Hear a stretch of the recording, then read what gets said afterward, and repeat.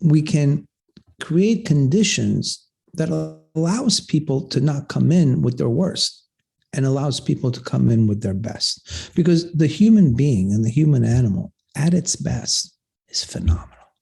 It is just beautiful. It's miraculous. But we don't come from our best. We're trained to come from our worst, from our self-protective, fearful, either you get it or I get it, so better be me, not you mentality. Then all that stuff happens. It has to happen. So what organizations can do, we can't change the conditioning or the socialization, and we can't change the genetic makeup of the human species. But we can create conditions that encourages the best of that and not the worst of that. That's what organizations can do. Are you curious about discovering ways of making your life better? Then welcome to my podcast. I'm Bob Nickman, and this is The Exploding Human.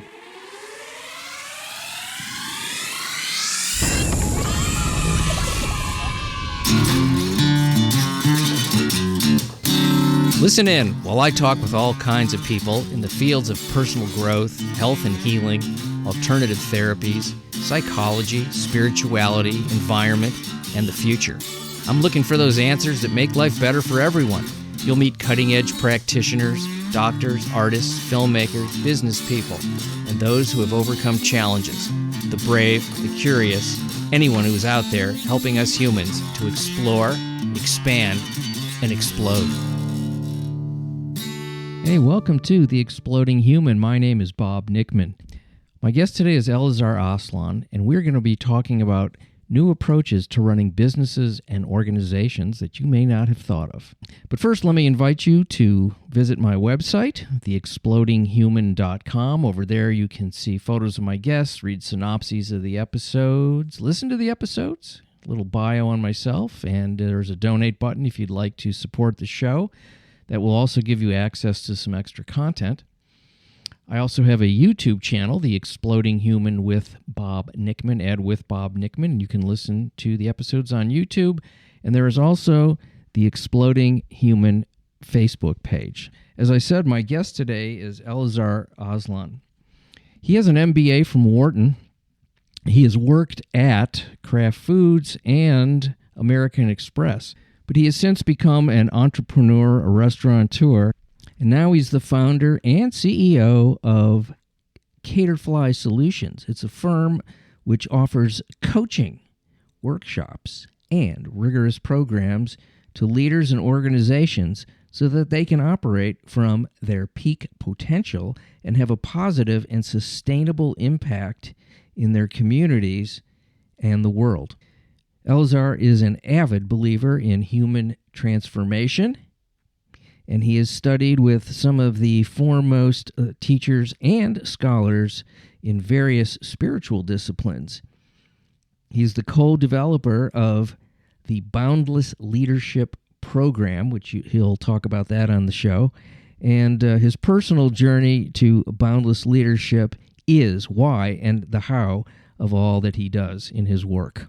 He is an Iranian, Iraqi, Jewish Buddhist, if that isn't enough categories that he fills. But most of all, he is just a wonderful guy with a very positive and empowering message. So listen in. This is ELAZAR ASLAN. It's great to see you this morning. Thanks for being on the show. Oh, my pleasure. Yeah. My pleasure. And we were just talking before, we started, and you were going to talk about your business journey, and that's what I wanted to start with, because I have not had a lot of people that have had a business, a conventional kind of business life, and you've worked for a lot of major corporations and have a marketing history. And so I want to talk about that and how we can use some of the techniques that you've developed with your company and yourself with mindfulness and leadership to make business a more productive and pleasant environment. Because I think a lot of people, when they hear business, they think, my boss is an asshole and I've got to do work I don't want to do and I hate everybody and I want to go home and give me the money. Exactly. Business is what keeps me from having my life. Yes, exactly. Right. So how do we integrate, and what do you do to facilitate that? Because that's really interesting to me. Yeah, absolutely. And, it's a flip. We gotta flip it from business is a thing that I do. It's not business, actually. It's my career or my profession, or, the way I make money is the thing I do that keeps me from living my life, to flipping it where, I live my life through what I do. Mm-hmm. And of course, it's not a novel idea. Many people have sort of explained that. I don't know who said, if love what you do, never work for a day in your life. But getting there is harder than it sounds, because we're not really tuned for that. We're not conditioned for that.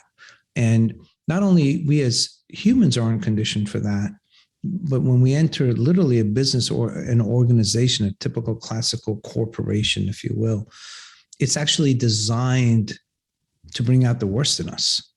So not only we walk in not having the right approach or conditioning, but we're put into a situation where it's designed, in essence, to bring out the worst. And what is that worst? That worst is, I could only succeed if you fail, right? We walk into a corporation typically, and it doesn't have to be a corporation. Most organizations are designed as a pyramid, right? That's their organizational structure. Yeah. So what that really is an adult musical chair game. At some point the music's going to stop, and who's left with no place to sit? And I have to tell you, I think there are many games in childhood, at least maybe that was my experience, that actually weren't that enjoyable. And musical chairs was one of them. Right. So here's a birthday party. These are my friends. We invited them. We know each other. We like each other. But here's the game. You got to push the other person out, so you're not the one who's left standing. So, and what do we experience when we left standing? We experience loss. We experience rejection, which is the fastest way to shame, perhaps the most powerful negative emotion we have. So now you walk into a corporation, it's like the music's going to stop at a certain point. There's only 3 spots for 4 of you. Who's the one? But then there's this kind of perception that we're here to work as a team. We're here to collaborate. We're here to, make it best for everybody. But the structure is designed to be about the individual. So we come in as human beings fundamentally, never mind what we're told is, it's good to, be nice and all that, but we're actually conditioned that we are in a mode where we have to be self-protective. That's how we're conditioned. Our brain is designed for that. I'm sure, you've heard many people speak about the negativity bias, where we're actually focused on survival, which makes so much sense, because if we're not focused on survival, we wouldn't survive. The problem is that survival is just the entry, but we seem stuck on that mode. Our brain hasn't evolved enough to make up for the fact that we no longer live in the wilds and running away from predators. So we still have the same brain that says survival is job number 1. So let me be vigilant, finding all the things that could possibly get me. Then society walks in, and our parents and family being part of that, and they start conditioning us into, well, if you're really good, you get a gold star. And if you're really bad, you face the corner. Who wants to face the corner? It sucks. Who wants to be laughed at? So we start saying, what do I need to do so I know I don't face the corner and I get the gold star? Well, you want the gold stars, become successful. That's how you get the gold stars. So then we get caught in this game of, okay, what I really want is happiness. But what do I have to do to become happy? I have to be successful. Now, we all have a different version of what that actually means, but by and large, success means you got to stand out from the crowd. You got to be the best. We only have 5 gold stars. We only have 3 chairs left. So if you're going to succeed, you got to be among the ones that make it. So here we have this genetic and evolutionary conditioning that says survival of the fittest, if you will, or this self-protection. because if we don't survive, then obviously game's over anyway. So let's focus on survival. That's how we come into the world. Then we get conditioned that survival is actually defined by success, by standing out. Survival is not having the feelings of rejection, of shame, of disappointments, and that only happens to successful people. So how do we become successful? Oh, let me go walk into and work in this organization that's set up like a pyramid, and they only have 5 stars for a few number of people. So the conditioning just continues. And it says that in order for me to be happy, I have to be successful. In order for me to be successful, I have to be so vigilant, Bob. I have to watch everything that anybody says and does, because I want to make sure I see it before it gets me, right? So this thing, my clients, I discuss it with them because so many of them have it, which is they try to immunize themselves from a negative outcome by focusing on all the possible negative outcomes, right? Because if we think about it enough or get ahead of it, it won't happen. Well, you can't immunize yourself. And what's worse is all this conditioning and all this structural reinforcement, actually the best way to avoid a negative outcome is to not be obsessed with the negativity. It turns out that the biggest flip you can make is to flip from, I don't know if it's the biggest, but a fundamental flip you can make is a flip that you and I were talking about, earlier before the show, which is to go from being, and this is my personal experience. So I'm speaking from personal. Okay. I define myself as a negativity addict when I was younger.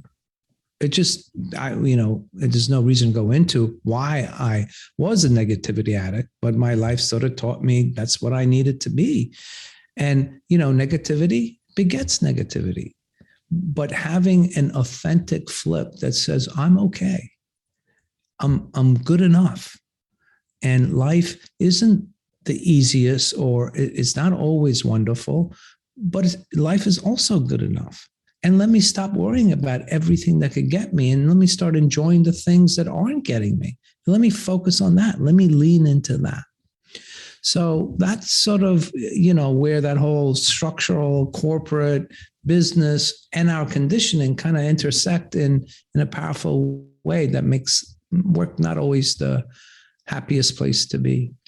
Yeah. How open are companies? Obviously, if they're calling you, they're open to it. But, there's... Well, not too many are calling me. Not enough. Well, I wasn't going to ask that, but okay. I mean, it's like...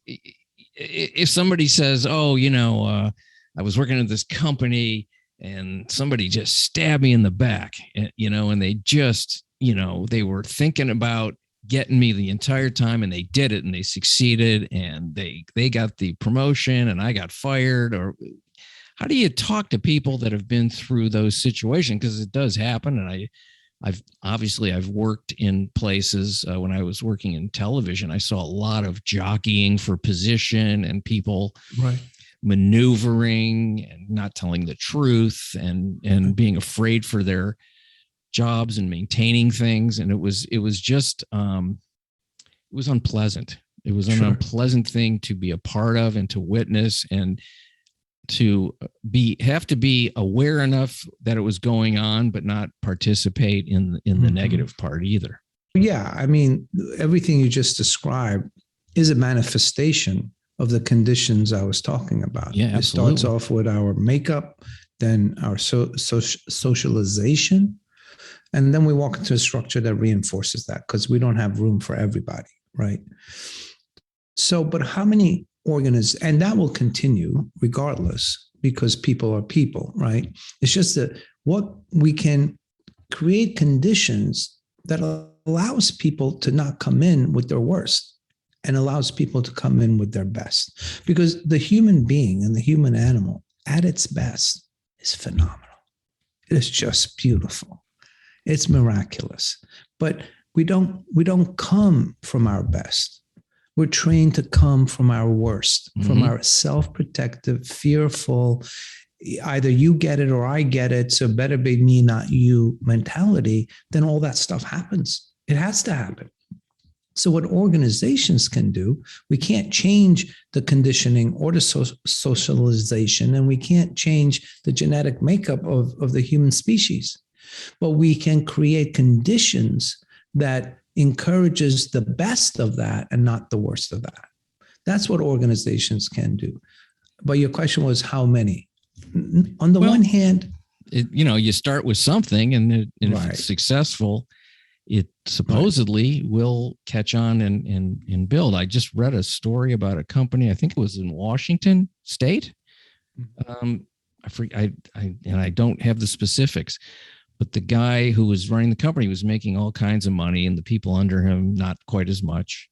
And he changed the pay structure to where everyone was getting basically the same thing, which was like $70,000 to $100,000 a year, which is pretty great. And he dropped his pay. Mm-hmm. And the company, and they said, "You're crazy. Your company's going to go under." And it's done nothing but amazing. Yeah. I can't remember the company, but yeah, I mean, and fortunately, there are actually quite a few of those these days. And there are many examples, Bob McKay from Whole Foods, he made a big deal that his salary was $1. So I think there's a lot behind that intention. Although if you have a lot of stock, who needs salary anyway? That's a different story. It's a little bit, deceptive. But there is this idea that as long as there's inequality, we're not going to be able to really speak to a powerful team. There is specialization, right? You could be on a football team. There's, quarterbacks and linebackers, and everybody has a different job to do. But the quality of the human that is playing that on that team has to be held sacrosanct. And companies are not designed like that. They're designed for executive privilege. The higher up you go, the nicer we are to you. And so everybody wants to move up, right? But, to your point, it used to be very, very few, if any. When I was at American Express, this was 20 years ago, a little bit more than 20 years ago, actually. I was at American Express. For my own personal experience, I got into meditation and I found it life-changing. So I decided that I would start every one of my staff meetings with a short meditation before we got into the meeting. And it was an optional thing because I didn't want to force it on anybody. So, if the meeting's at 2, the door closes at 2:05 and the door opens at 2:15. And you're either there for those 10 minutes or you're not, completely up to you. Well, it grew. First couple of people came, then my whole team came, and then, word got out and people on other teams wanted to do it. But guess what? HR came and said, "We don't do that here. That's not what we do." So whatever thoughts they had, whether they thought it was a cult or they just thought, hey, somebody's doing something that's growing, so we better shut it. Whatever the reason was, the reaction of shutting it down felt very normal. That's what we do. Now, that's not going to happen today. If somebody wants to have a meditation, you may poo-poo it or you may decide to not go, but nobody's going to shut it down. So that's huge growth. And to even speak about mindfulness as a type of leader, the mindful leader, there are books and seminars and conferences about the mindful leader. So it's tremendous where we're moving to. But the challenge is not a business challenge. As I've been saying, the challenge is the human nature challenge. And as long as you are caught and frankly trapped in behaving from the parts of you that tell you the world is dangerous and people are not trustworthy, and if you're really going to be happy, you got to make sure that other people are treating you right. And there's this focus on the other to make sure that the other isn't going to hurt you or reject you. As long as that's your focus, it's just not going to work. So, there's only so much organizations can do, which isn't little. Don't get me wrong. At minimum, they could stop being stupid. That by itself can make a big difference. but at maximum, they can create conditions that are conducive to another behavior. But what they can't do is undo, as if it never happened, that our tendency, our default setting is to look at the negative. Yeah, it's interesting that you would say they can stop being stupid. Can they?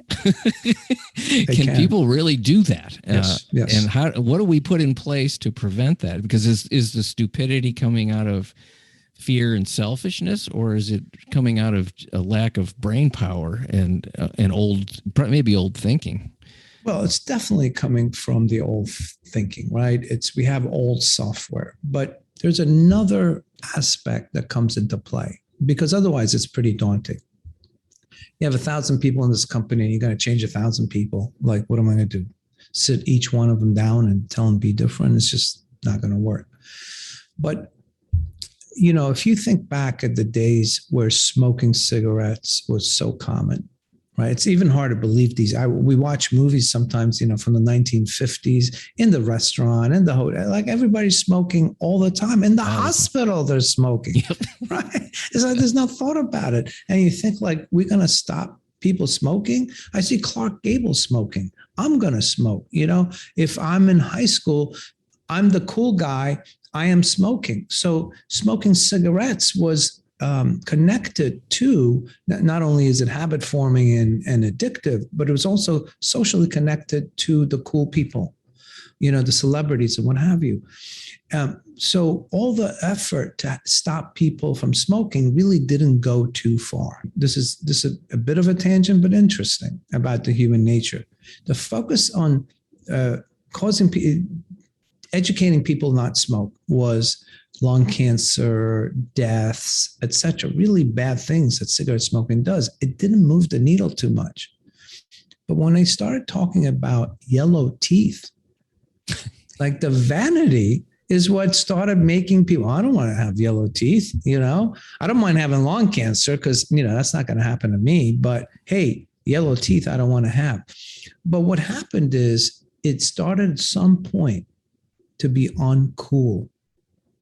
Yes. So we don't need to change the majority. We just need to change the emerging group. And the majority will follow the emerging group. This is anecdotal. I'm going to give you numbers that I made up. Okay. So, but okay. It's made up from experience and kind of corroborated in different ways. But basically what it works is you'll have 20% of the people that you actually change. 60% follow, and 20%, the other 20% won't ever change. So as an organization, if you're moving into a particular direction, you need to make sure that you got at least 20% of your people in alignment with you. Don't worry about the 100%. 60% behind them will follow, and those 20 give up, fire them. They're not part of your organization. Move them out. And that's how organizations can actually make a big difference. It's an interesting way to look at it. That if you can just change a certain amount, you don't have to do the whole package. Right. That's really great. I'd never thought about it that way until just now. So look what happened. I need to start a business right away. I think most people, this is a joke that I used to do, or just, this is something that I used to say, that I think most people believe that their boss should be working for them. Right. I think most people think that. I know how to do it better. And I sometimes feel bad for the people in positions above other people, because it's kind of a no-win situation, because there's resentment for a couple of reasons. One, you have power over them in a work situation, and two, you're actually ahead of them and probably making more money. So it's a difficult position to be in. So when you talk to people at companies in leadership positions, they must experience that, because how do you, as a leader, change that feeling of the resentment that might be directed at you just for doing your job? Well, there are a couple of points to what you're bringing up, which is a very powerful statement you're making, observation. there is kind of this animosity in both sides. Yeah. Usually. Adversarial kind of. Right. You, the boss, are making my life more difficult. If only you were to do X, Y, Z, it would be so much easier for me. My problem is you. And the leader's walking around saying, you, the employee, are just not doing what you're supposed to be doing. And it's making me look bad to my bosses. And God, if only you would show up and do what you're supposed to do well, my life would be so much easier. So now let's get in a room and discuss which one of us is going to change, right? And that's what the focus is, right? But, and the employee feels like they're in a situation, in a disadvantage, right? Because you're the boss, you could fire me, etc. And that's actually a mistake. You see, yes, there is power plays and positions, but what's really driving most all dynamics between two people are the human dynamics. So what puts you at a disadvantage is not understanding the reality correctly. That's what puts you at an advantage. Regardless of your level, if you see reality clearly without your biases or your fears, then you're at an advantage because you can do more that is going to work because you have a better assessment of what's really going on. So what do I mean about in this particular situation? If you, the employee, walk in and are having a meeting with a leader, your boss, and you have the perspective that your boss has power, and you have the perspective that your boss is okay, and it's your boss making things difficult for you, that's probably as clear as that may seem to you, that's probably not reality. Reality is your boss is just as insecure in his or her job as you are. Your boss is worried about her boss or his boss. Your boss is hiding the fact that they're not sure they could do this job. Let me tell you a little, I don't want to call it a secret. It's not a secret, but let me share a powerful insight. So many of the people I work with are very successful in what they do. They're C-level people or entrepreneurs, and they really do well. So when I'm working with them, at some point, trust is built. And they share what they call their biggest secret. And they say to me, look, I got to tell you, I don't think I can do this job. And I say to them, I know. Every one of my clients says that. Really? Really? Oh, yeah. No, really. That big secret that each one of us has, that we have some sense of inadequacy. We may cover it up. We may run away from it. We may have coping mechanisms to deal with it. But at its core, if we were to be brutally honest, the far majority of us would say, I am lacking in something that stops me from being, really successful, really happy, really living life to its fullest. I'm just have some inadequacy. Well, so if you're in that meeting and you have the illusion that the person, your boss that you're speaking with, doesn't have that, and the person you're speaking with, your boss, is completely happy in their job and they got it all covered and you don't, so you're going to be at a disadvantage. So the disadvantage is not the level. The disadvantage is you don't realize the reality that the other human being has the same levels of insecurity, same worries of inadequacy. And the more you judge them, the more you argue with them, the more you resist them, the worse it gets for them. And the worse it gets for them, the more they're going to come across as aggressive, as arrogant, as fixated, without any flexibility in listening to you. The more they're defending themselves than hearing you. So if you want to level the playing field, get connected to the reality of what's really going on. Don't get lost in the titles and the powers and the masks that the other person is wearing. Okay, so that would be tip number one. Start with reality as it is. Tip number two is we go in saying, why can't my boss be nicer? Why can't my boss be better? Why can't my boss do things differently than my boss is doing it? And we have this expectation that if our boss does that, we would be happier, things would be better. So we just come up with 101 different ways of trying to make that happen. So tip number 2 is no. Forget about your boss. You want your boss to be nicer? Show up nicer. You want your boss to do a better job? Do a better job. Nothing affects the other person as much as modeling the behavior you want to see. Telling your boss or your partner, either one. Yeah, I'm sure we've all tried this. Trying to tell them how they should change. How often does that work?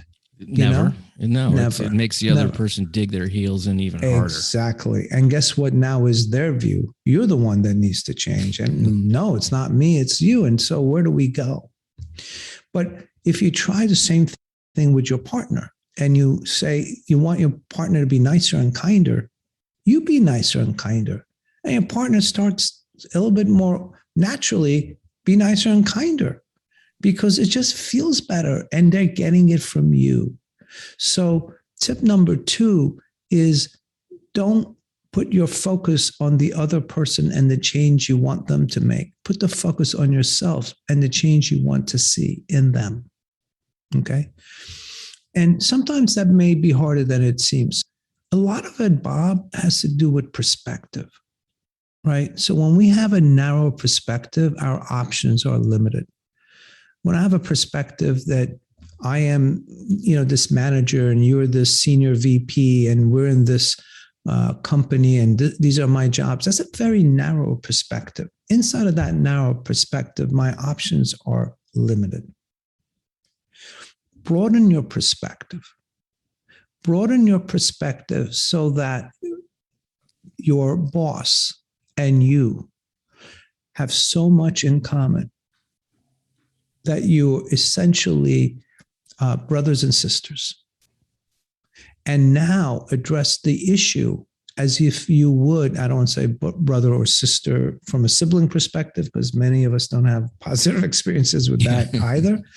But from the more humanitarian brothers and sisters, and if you can understand that the other individual wants to be happy, but really doesn't know how, has been faking it for years and doesn't know when she's going to get caught.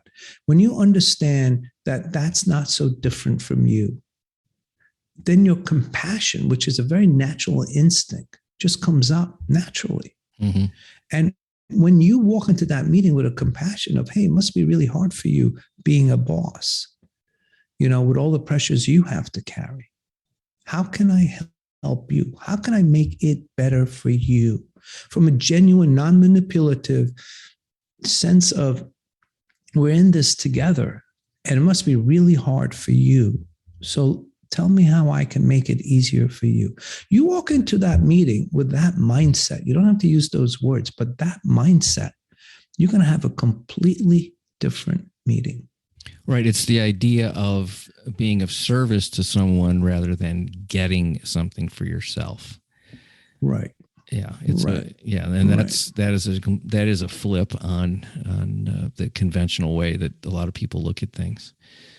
Yeah. So it seems like it would be these kinds of things would be easier to do in the smaller environments. Like the larger it gets and the more money and the more corporatized something gets, to flip those kinds of thinking seems to me, and I might be wrong, it seems harder to me that you've got more people to deal with and more entrenched patterns. Yeah. I mean, there is a culture, right? A culture comes into play, and you could fight a culture only so much, right? But that culture is not really any deeper in a 1,000-person organization than in a 10-person organization. It really isn't. A culture is the culture.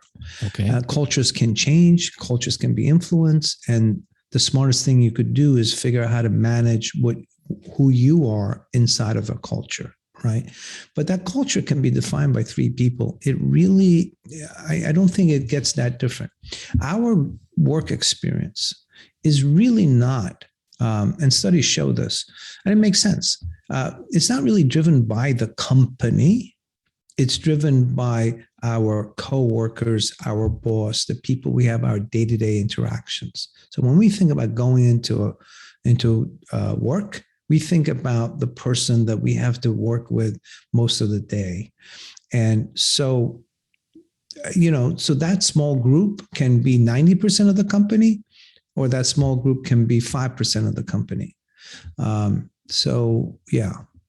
It seems like a lot of the culture of any company filters down from the very top, usually one person who's, if they're, the person that founded the company, who that top person is in every area of their life does filter down. It's who they attract to hire, how they act toward those people. In turn, it gets passed down to the next person. So it seems like the most effective thing would be to work with the person or several people at the top first, and then it would filter down in better ways.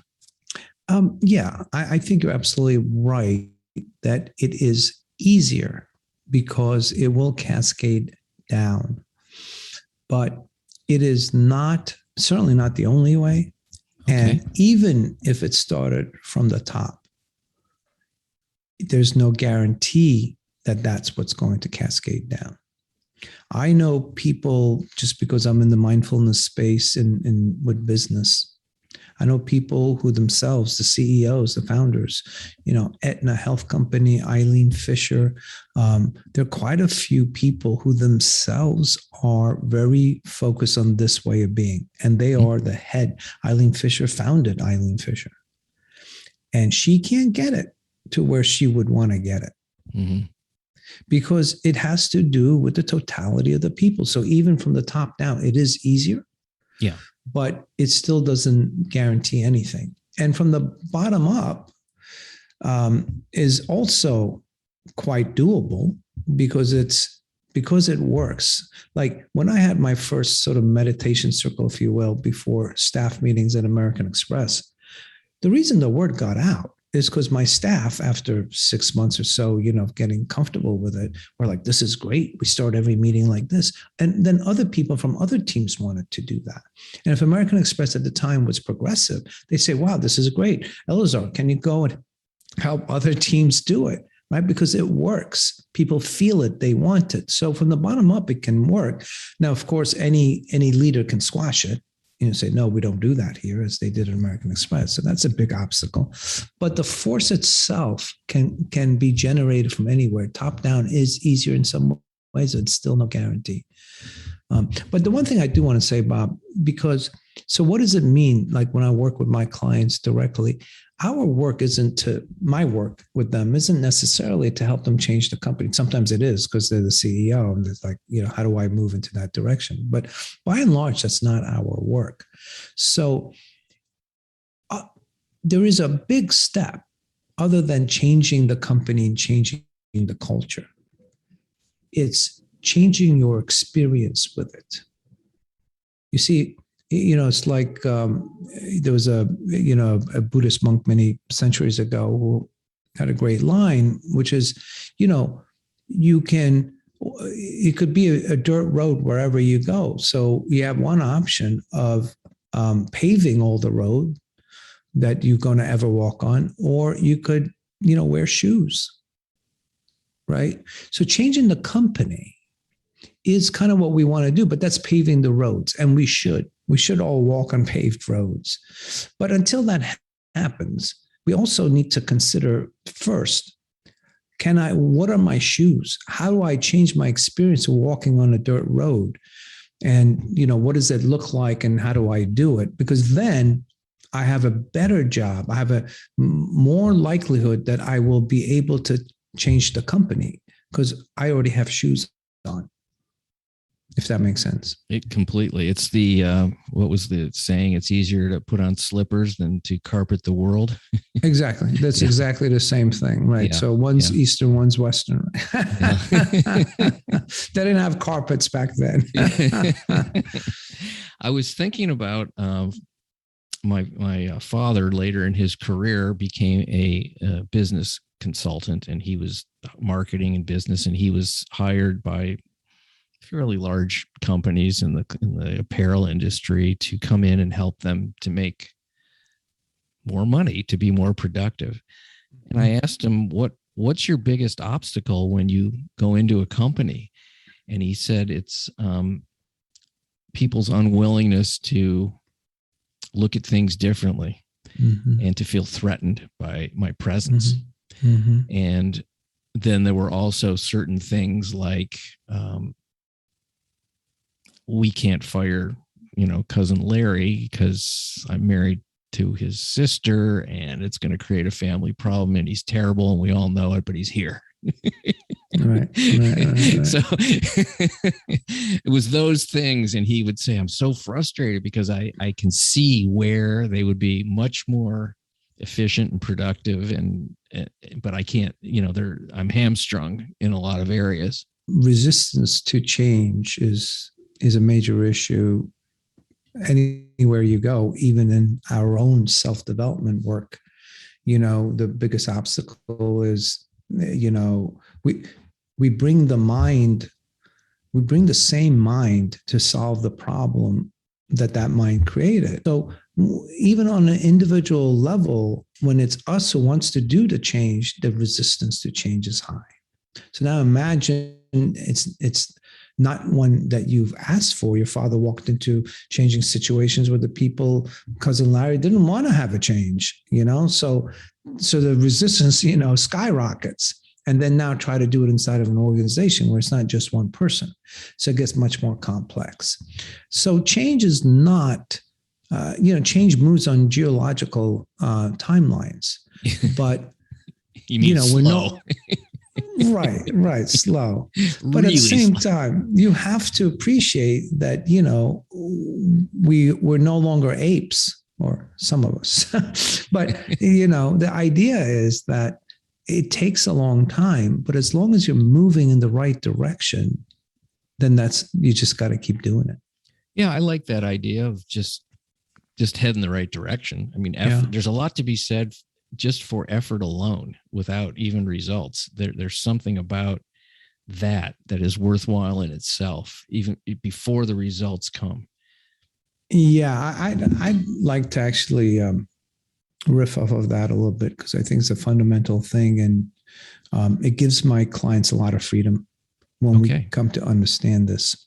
So I think what you said is absolutely correct and has a lot of merit, but I'd like to say it even more emphatically, that it isn't that the effort is worth it regardless of the results. It's that all you should focus on is on the effort and completely let go of the results. So so there are big flips and small ones. This is on the small side or medium, but the flip is to let go of outcome and focus on process. Because when you focus on outcome, you're again not aligned with reality. It gives you the impression that you are the fundamental condition for that outcome. So it's really your efforts that create that outcome. When you don't get that outcome, you stop your efforts. Or worse, as we've seen in the business world many times, if you're not getting the outcome you want, you corrupt and compromise the process so that it looks like you're getting the outcome you want. Whether it's embezzling and fake numbers or unethical behavior with your employees, we got to make the numbers. We got to make the outcome happen. So not only is it dangerous to have such a strong focus on outcome, but it's actually counterproductive to focus on the outcome, because the outcome is a result. It's not a cause. The outcome is a result. It's a result of your process. The outcome is a result of your effort. So the more you focus on the outcome, the less you focus on the effort. The more you focus on the effort, the more likely it is you'll get the outcome you want. So, and third, not only is it not really in the control we think we have, so not aligned with reality, and not also that we can really lose a lot of morality and ethic behavior because the outcome becomes so important to us. But it relieves us of trying to accomplish the impossible. You can always manage your effort. That's completely up to you. But you really can't always manage your outcomes. So you're constantly trying to do something that in some ways is actually more random than we think. I wanted to do this research study once, looking at CEOs of companies and measuring their performance based on their earnings per share, right? Which is such a common corporate review. And it is my belief, it's my hypothesis that it's only a small percentage of the time where a great leader was the cause of the growth in the company. That the majority of the time, it's almost random who the leader was, but market conditions, competitive conditions, economic conditions, bigger stories kind of brought them up and to go, oh, wow, earnings per share went up 40% during his tenure. He was a great CEO, but really wasn't true at all. He was a very mediocre CEO, and vice versa. Things can go down. You go, you're terrible. So, we don't really, we're not really the cause of the outcomes like we think we are, but we're 100% the cause of the process we follow.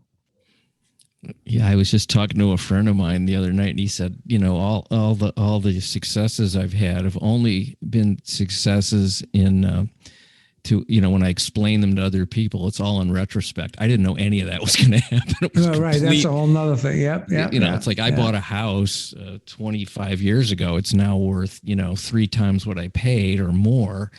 That wasn't any genius move on my part. I just got older and the prices went up. Right. Yeah. I'm like, I didn't know, I want to talk about something else. I was thinking, and I think I saw this word in your bio here, but there's something that I think is a fundamental issue with all business, and which is the constant pursuit of growth and the lack of the word sustainability. And to me, it's like a balloon. It's kind of nice when you're blowing it up. It gets to a really nice size. Right. You can add a little bit of air, but the corporate mentality is blow it up till it explodes. Right. And my stockholders want to see growth. The person that hired me needs to see growth, and it's this idea.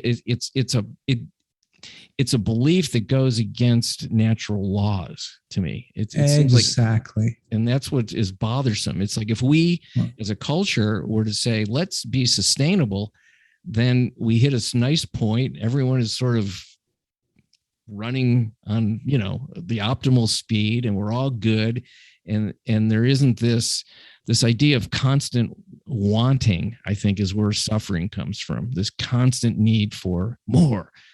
Too much isn't enough. I got to have more than that. And I guess all suffering does come from constant wanting. Yeah, I mean, certainly this kind of greed that fuels us doesn't bring us the happiness it's supposed to. That's fueling us for. So, but sustainability is an interesting word because there's macro sustainability and there's micro sustainability. And you also brought up the point of corporate sustainability. So let's start with the corporate sustainability. You're absolutely correct. Everything in nature is cyclical. It all goes around. The stars go around, the planets go around, the seasons go around, even the ocean ebbs and flows.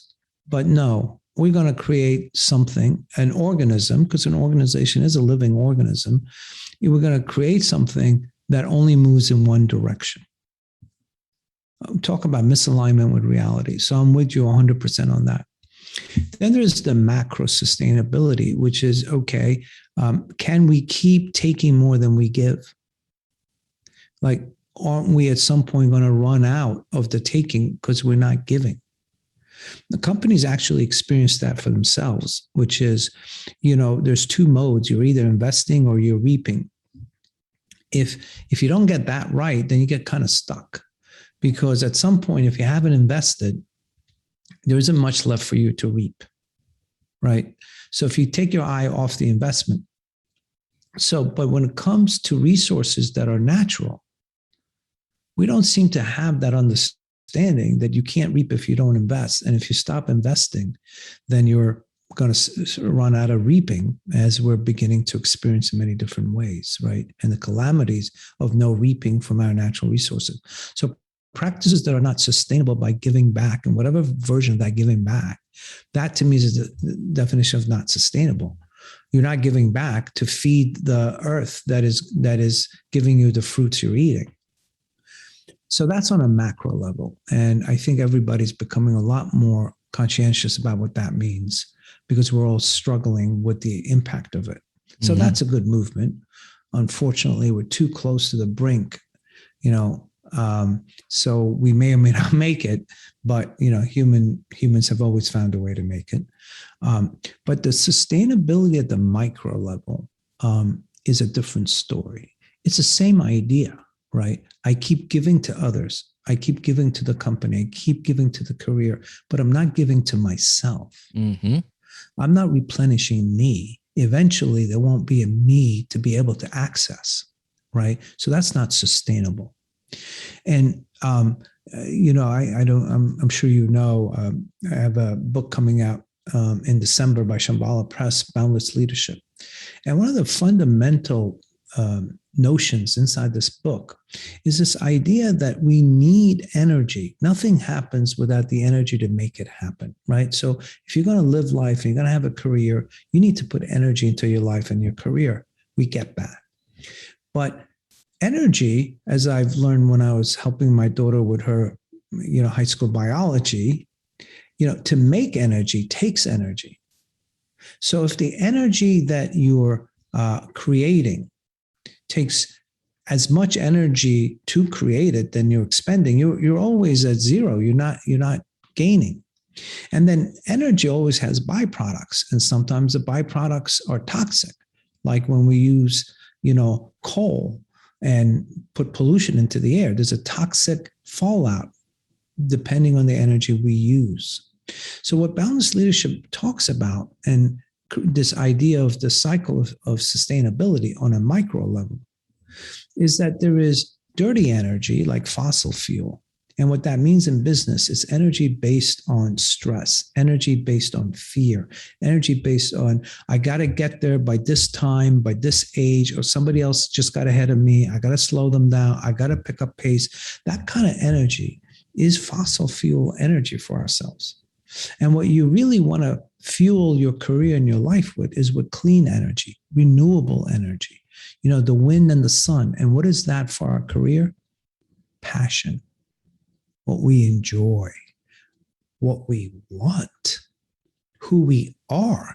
We're not putting energy in becoming somebody else every time we walk into the office building. That's bad energy, wasted energy.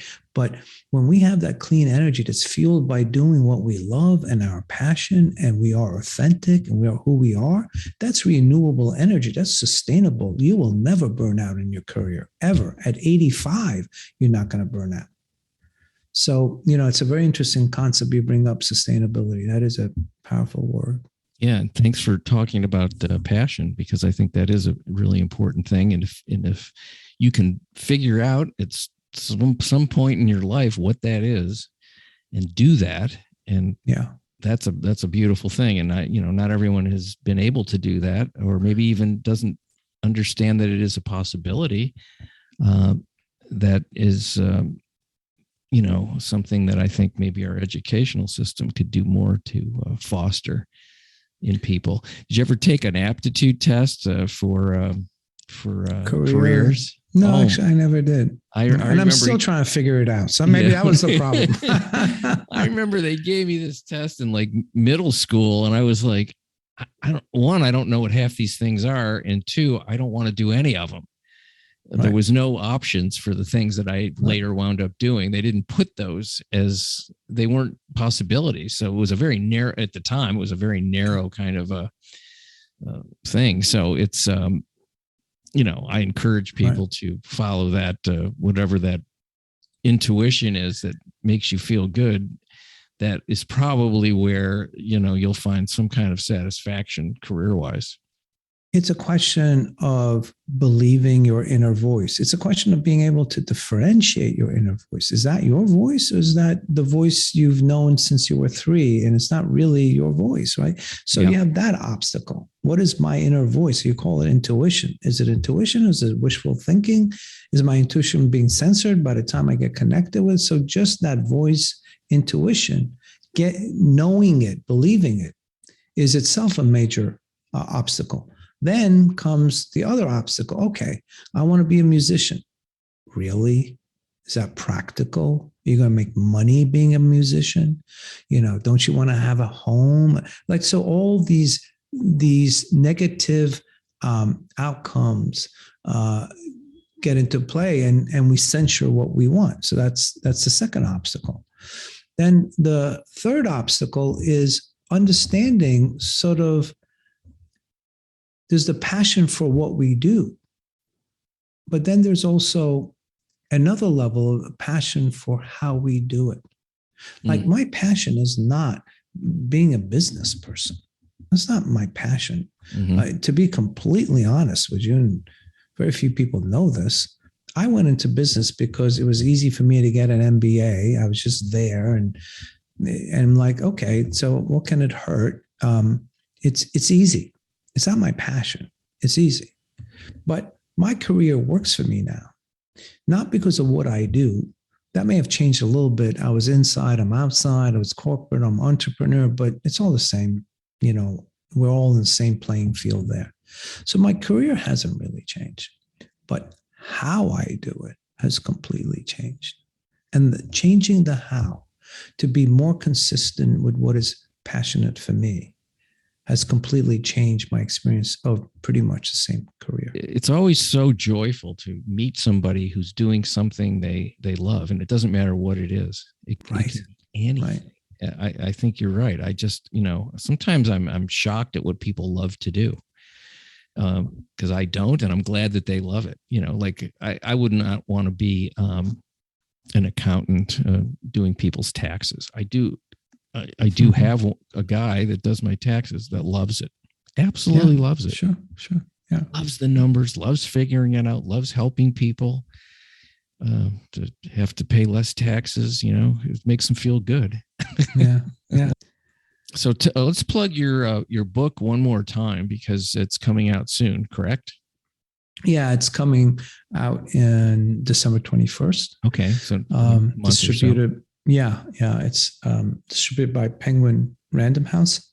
Okay. So it's available everywhere you can get books. You can pre-order it. Actually, if you go to my website, you could pre-order and get 30% off. There's a coupon code there. Let's do your website then. Let's say that. It's just my name, ELAZARASLAN.com. Okay. And it gives you, but there's also, there's the book. There's also a program, a 6-month program that I do with my colleague who's a psychotherapist, clinical researcher. So he's the mind guy. He's the guy that says this is how your brain works and this is what the mind is. And I'm the business guy that goes, okay, so when you walk in and your boss is being a jerk or your colleague just stabbed you in the back, taking what Joe just said about the way the mind works and taking the experience, this is how you bring it together so that you can actually have a different experience of what just transpired. So that's a 6-month program that'll launch February 1st. And we do it once a year. Oh, that sounds great. It's transformational. The one thing I'm not much of a reader. I'm not a scholarly guy. So if I'm going to do a book or I'm going to do a program, I'm not interested in sharing with you information. I want you to be different. I want you to make the change that has been elusive. If I were to say what I'm passionate about, and which is what I do inside of the business career, this is where my passion comes from. I want you to get out of prison. I want you to be free. in your heart to live free before you die. And the book and the program are both, attempts for that. Clearly inside the business world, but not really about the business world. Yeah. Well, I had somebody, I don't know when this was, a number of months ago. I think it was my wife, actually. She had heard it somewhere. And she said to me, "How free do you want to be? And what are you going to do to have that happen?" Yeah. Because we can always be freer. That's the feeling of who wants to be a slave to anything, particularly your own thoughts. Yeah, especially your own thoughts. It's bad enough when somebody else is doing good. Yeah, when you're doing good, that's, I'll share this in closing. So for my own personal self-development, getting out of that prison, what does that mean? Being free. Of course, I'm free.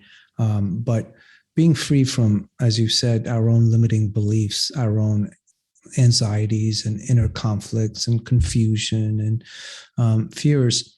So it took me, a decade or two to understand that I actually was not free. That took its own time. Then it took me a few decades of trying to become free.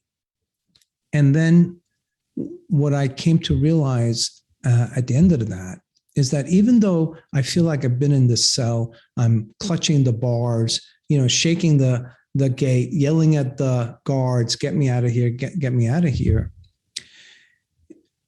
I didn't realize until later on that, yes, I'm in a cell, but it's a 3-walled cell. There's no wall behind me, but I'm so focused on being in this damn prison that I don't see that I could just let go and walk out, and so that was both a freeing, if you will, and really disappointing insight. It's like, Jesus, really? The door was always open? Like, what an idiot. I spent all these years just staying in here. Well, I think a lot of us do that. It's just, I had a friend who lived across the street when I was growing up, and I remember hitting about 17 years old. He was 16. I don't know why he even said this, but I said to him, "I feel like I'm going crazy, with all just being a teenager and the pressure and school and parents and all this stuff." And he starts laughing. He goes, "Well, why don't you just do that then?" I go, "What do you mean?" He goes, "Go crazy. Who cares?" And I was like, whoa. And it was a great moment for me because I went, "Oh, that's right. No, I don't need permission. I can just do, whatever that means." I wasn't going to do something violent or, dangerous or anything like that. But it was this idea of why am I allowing these artificial constraints to make me feel so troubled? Right. And I want to just break out. So I did. Good for you. Up to a point, Yeah. Got to eat. Yeah. Great. Well, thank you so much for your time. Oh, it was a pleasure being here. What a great talk. And I hope the people listening buy your book. Say the title again, just so we make sure we know. Sure. Boundless Leadership. Boundless Leadership. So if you want to be boundless and you want to lead, get that book. And, we all have to lead ourselves.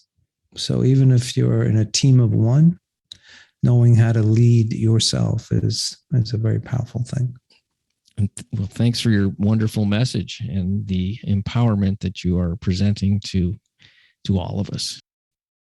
Oh, my pleasure. My pleasure. Much appreciation for you guys listening in. Please check out the website, theexplodinghuman.com, the YouTube channel, The Exploding Human with Bob Nickman, and the Exploding Human Facebook page. Once again, I want to thank ELAZAR ASLAN for being on the show and all his wonderful insights, and have a fantastic day.